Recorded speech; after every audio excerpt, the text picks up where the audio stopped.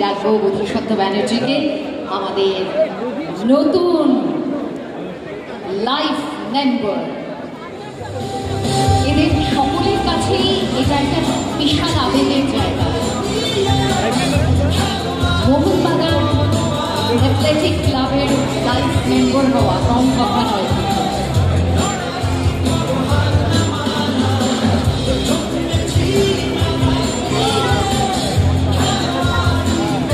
শোভনলাল ঘোষ, তাকে মঞ্চে আসার জন্য আমরা আমন্ত্রণ জানাচ্ছি। শোভনলাল ঘোষ, বধূসত্বর পরে ডেকে নেব শ্রী শোভনলাল ঘোষকে।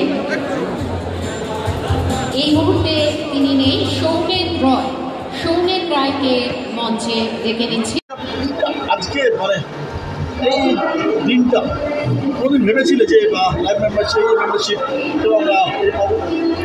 না, এই কোনোদিন ভাবিনি যে 29শে জুলাই পাবো। লাইফ মেম্বারশিপের খুব আশা ছিল। তো এরকম একটা দিনে, এরকম একটা গর্বের দিন 1911 সালে আমরা যেদিন মোহনবাগান মানে দেশের হয়ে মানে দেশকে আমরা গর্বিত করে ইস্ট ইয়র্কশায়ারকে হারিয়েছি, সেই দিনের দিনটাতে যে পাবো এটা সত্যি ভাবিনি।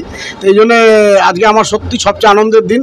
এবং সেই ক্লাস 8 থেকে ফুটবল খেলা দেখতে যাচ্ছি মোহনবাগান মাঠে। আজকে এত বছর পরে যেন তার একটা সাইকেল পূর্ণ হলো। আজকে ইতিহাসের সাক্ষী হলো। শ্রী স্নেহাশিস চক্রবর্তী মহাশয়, তাকে মঞ্চে আসার জন্য অনুরোধ জানাচ্ছি। উত্তম সাহা, আমাদের ভাইস প্রেসিডেন্ট, তিনিও মঞ্চে আসছেন। এবং সেই সঙ্গে দেখে নিচ্ছি নিশীথ মুখার্জি, 11 পরিবারের নিশীথ মুখার্জি, আমাদের মাননীয় পরিবহন মন্ত্রী শ্রী স্নেহাশিস চক্রবর্তী। তার হাতে তুলে দেওয়ার জন্য অনুরোধ জানাচ্ছি।